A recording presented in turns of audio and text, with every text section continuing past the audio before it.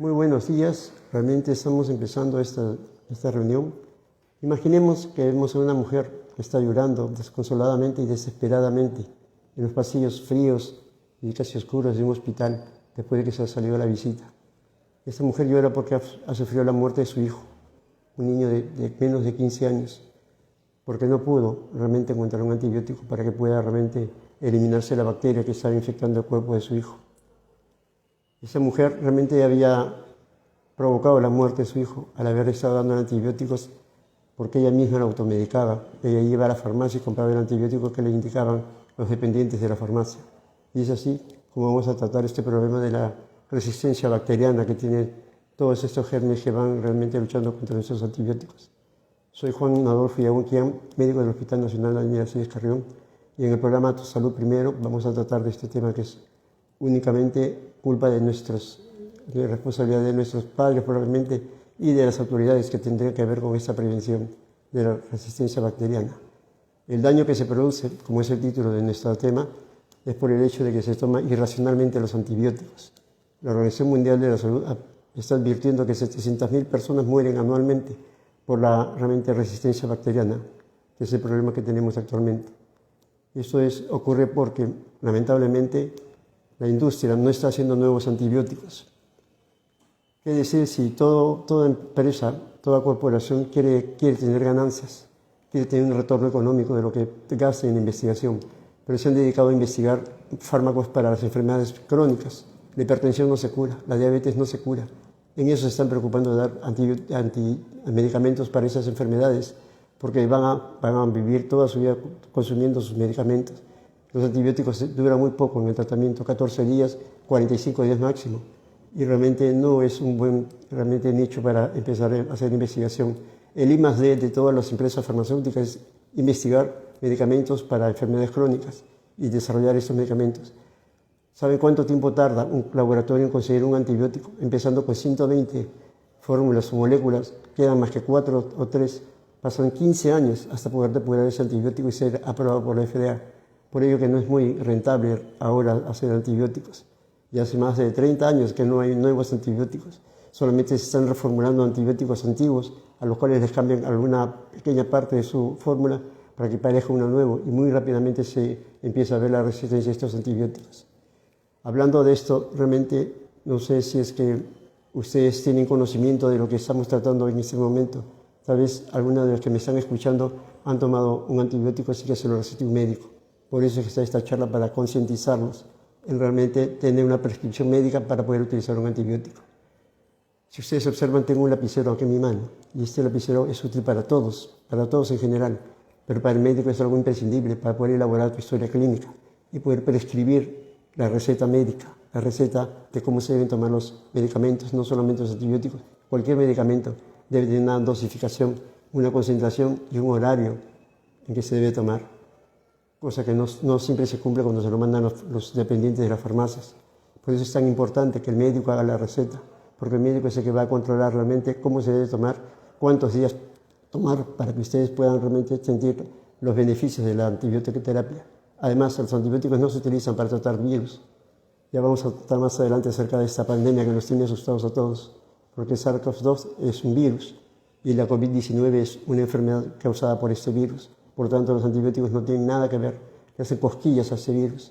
Y lo que vamos a hacer es realmente provocar mayor resistencia bacteriana, porque las bacterias que puedan estar viviendo en su intestino van a ser resistentes a este antibiótico. Si ustedes vieran la cantidad de células que viven en nuestro cuerpo, triplican la cantidad de células que tenemos en nuestro cuerpo, la cantidad de bacterias que tenemos. Si ustedes vieran con un microscopio su piel, verían cuántas bacterias tenemos en la piel solamente. Que no nos hacen daño porque no hay una fisura en esa piel. Ahí vive el estafilococo, del cual hablaremos más tarde. Actualmente tenemos grandes problemas con el manejo de los antibióticos en las personas que tienen bacterias muy graves.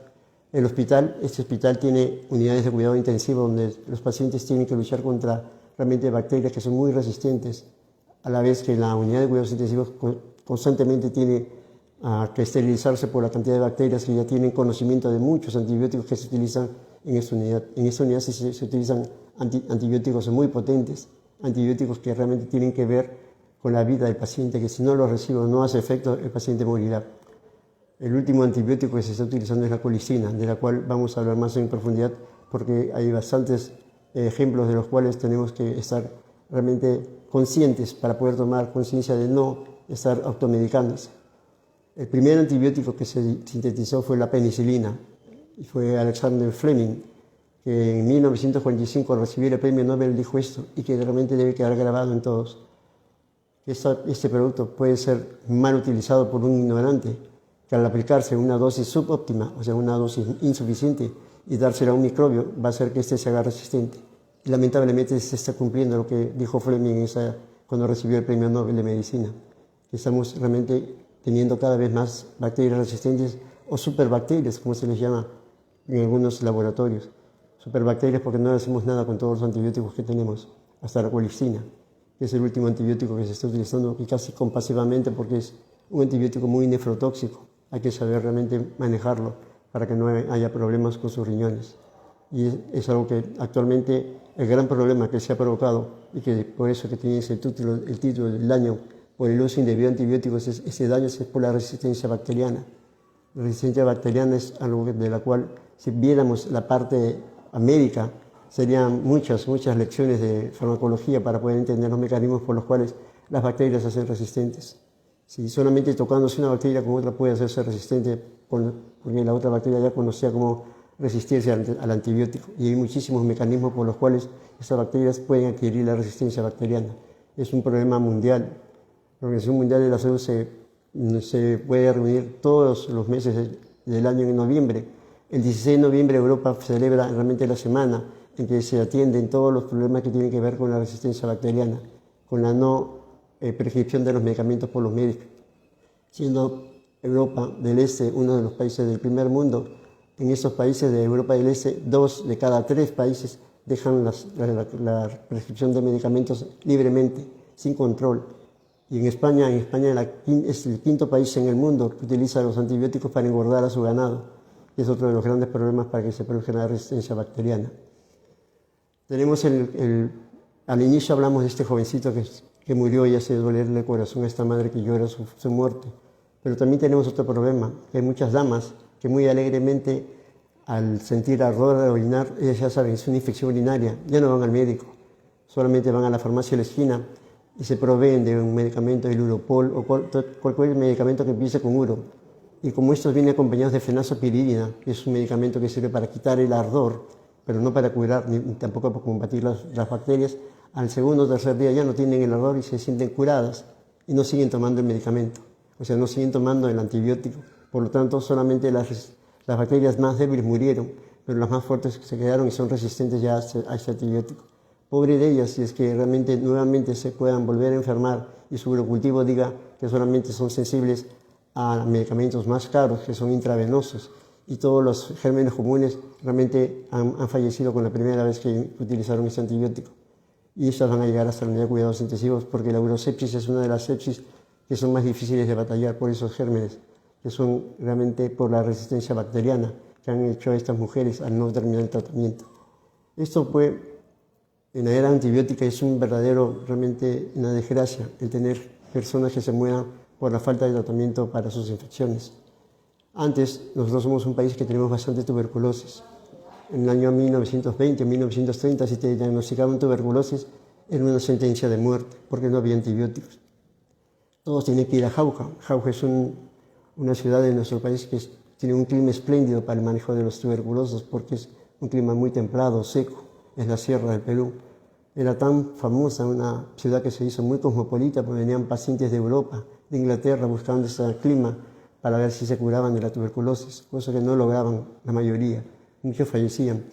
Parte de esta invasión, o probablemente la visita de tantos pacientes que venían del extranjero, es que en el cementerio de Jauja quedan como testigo 370 japoneses enterrados ahí, para decir que desde Asia venían acá a morir en Jauja, buscando la cura de su tuberculosis, que no era solamente con el clima, hasta que en 1952 realmente Selman Waksman utiliza la streptomicina como antibiótico para el tratamiento de las infecciones, y la streptomicina era muy efectiva para la TBC. Con 6 meses de tratamiento con este antibiótico se podía combatir la tuberculosis. Pero ¿qué pasó? A los pacientes que les dábamos la streptomicina, realmente acompañada de isoniazida, pero realmente a los 3 meses se sentían muy bien y ya no tomaban el antibiótico. Ya no querían ser tuberculosos, no querían estar yendo a la posta a recibir sus medicamentos. Y ese abandono del tratamiento ha hecho que ahora todos los pacientes tienen casi MDR, que es multidrogo resistente. O sea, se les da de 4 a 5 antibióticos, encareciendo realmente la política de salud de un país. Nosotros somos un país pobre y realmente es bastante caro mantener este tratamiento para los tuberculosos. Y muchos de ellos, hay un 60% que no hayan la cura. O sea que probablemente no se curen y vayan a morir con su tuberculosis.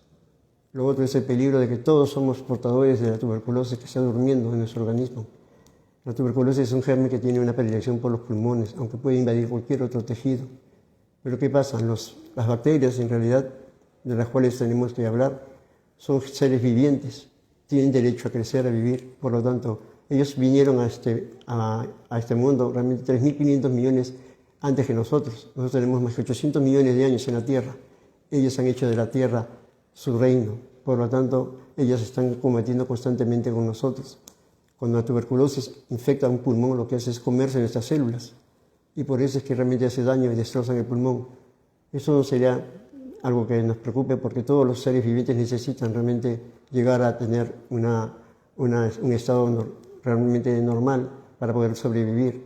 Y si es que la TBC empieza a querer sobrevivir, es que se está comiendo en sus pulmones, o sea que somos la comida de la TBC, y eso es algo que no podemos tolerar. Y esto es algo que estábamos combatiendo muy bien con los tratamientos con la streptomicina, pero tenemos que ser tan realmente irresponsables de dejar el tratamiento y ahora ser un paciente que tiene una TBC resistente a los antibióticos y que tiene que utilizar hasta 5 para poder realmente tratar la tuberculosis y sin esperanza de que pueda curarse.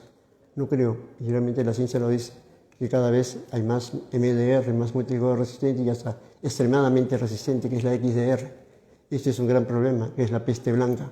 La peste negra batió realmente en media Europa, con 200 millones de muertos, con la peste negra, que realmente era generada por una bacteria gram negativa, la Yersinia pestis, y que con la streptomicina se hubiera podido realmente salvar a cuánta gente de esta pandemia que tuvieron los europeos. Esa era una bacteria, o sea que podía haber sido erradicada de la tierra realmente muy rápidamente con los antibióticos. Pero lamentablemente fue una era en que no había antibióticos. Por eso que cuidemos estos antibióticos que hasta ahora podemos tener la posibilidad de curarnos. La tifoidea, la salmonela se cura con cloranfenicol, amoxicilina, antibióticos fáciles de conseguir. Pero ya pronto van a ser resistentes las salmonelas a estos antibióticos. Y vamos a tener que usar otros tipos de antibióticos que son más caros y que se tienen que colocar intravenosamente. Y que es más caro mantenerlos en un hospital, encareciendo realmente la política de salud de todos los países.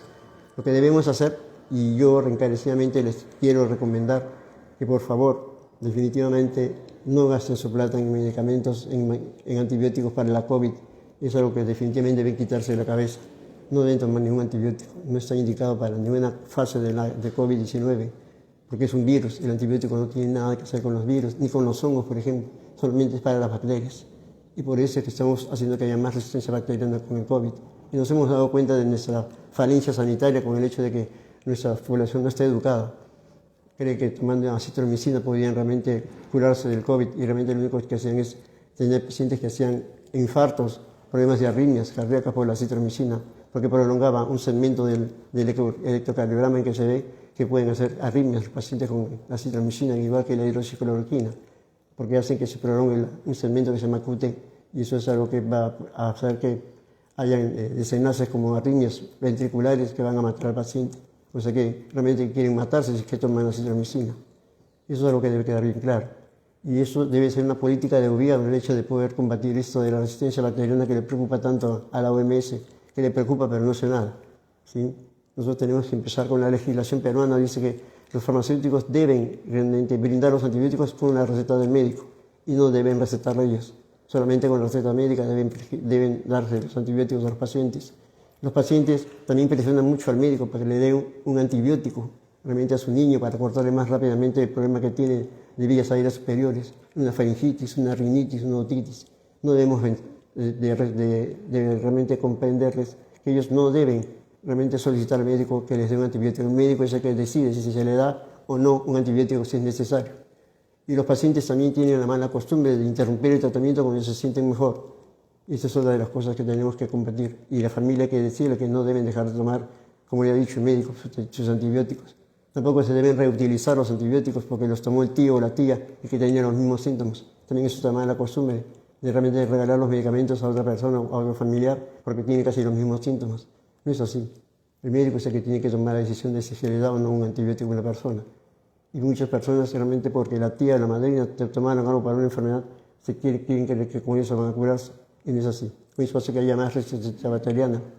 Y los pacientes tienen también muchos antibióticos que dejan sobrando y después quieren volver a tomarlos cuando de repente ya no es la misma enfermedad o ya son resistentes a ese mismo antibiótico que tomaron alguna vez y no terminaron el tratamiento. Esas son algunas recomendaciones para que ustedes realmente dejen de estar al lado de las bacterias y no al lado de los humanos. Las bacterias están muy propias a que ustedes malgasten su dinero en utilizar antibióticos para virus. Todo paciente que tiene una infección respiratoria alta no debe tomar medicamentos hasta 72 horas después si sigue con la sintomatología, porque los primeros 72 horas es viral, todas las infecciones de vías superiores, ¿sí? Y realmente eso no necesitan antibióticos. Las bacterias viven en nuestra piel, en los intestinos, viven en todas partes, en el océano, en la Antártida. Son seres que pueden resistir a todo y realmente ir mutando para poder resistir el estar aquí en la Tierra. Y si ellos tardan más que 11 días en poder mutar para poder resistir a los antibióticos, nosotros tardamos 15 años en producir un nuevo antibiótico. O sea que nos pueden ganar la batalla en la velocidad con que ellos pueden reproducirse. Eso es algo que debemos tomar en cuenta siempre. ¿Sí? En nuestro planeta tenemos otro género muy importante, aparte de la TBC, el Staphylococcus aureus, que es un germen que está en nuestra piel y es saprofito, o sea que no nos hace daño mientras la piel esté entera, pero si tienes un corte o realmente se ingresa a nuestro organismo, el Staphylococcus se vuelve muy patógeno, es uno de los más peligrosos en una unidad de cuidados intensivos. El Staphylococcus es resistente a muchos antibióticos. Hay un médico español en Madrid, David López, él bajo biología molecular que está investigando la capa superficial de esta bacteria y que ha encontrado que tiene una capa irregular, en donde en algunas zonas se producen las sustancias que sirven para defenderse de los antibióticos. Él ha conseguido con una estatina hacer que esa irregular capa que rodea al estafilococo se haga más homogénea y por lo tanto deje de producir sustancias que realmente se defienden contra los antibióticos. Esto está siendo hecho en ratones, no es en seres humanos, pero hay un futuro promisorio en esto. Y le preguntó al público que lo escuchaba este doctor si es que estaban tomando una estatina para el colesterol y preguntarle cuántas veces se ha enfermado últimamente. Y realmente probablemente digan que últimamente no se están enfermando porque tienen realmente estas estatinas que están haciendo que el estafilococo pierda capacidad de defenderse. Y nuestro cuerpo tiene anticuerpos también que pueden eliminarlos. ¿Sí? Yo creo que estaría muy contento y satisfecho de que quede en sus mentes el hecho de no consumir antibióticos porque se les da la gana, porque no tienen la flojera de ir al médico o porque no les interesa realmente el curarse, sino solamente consumir algo para que ustedes sientan que se están curando. No es así. Nos vamos a morir todos si es que todas las bacterias empiezan a ser resistentes a todos los antibióticos. Les he dicho que el estafilococo puede en 11 días hacerse resistente y para hacer un nuevo antibiótico contra ese estafilococo pasan 15 años. O sea que nos ganarían la batalla.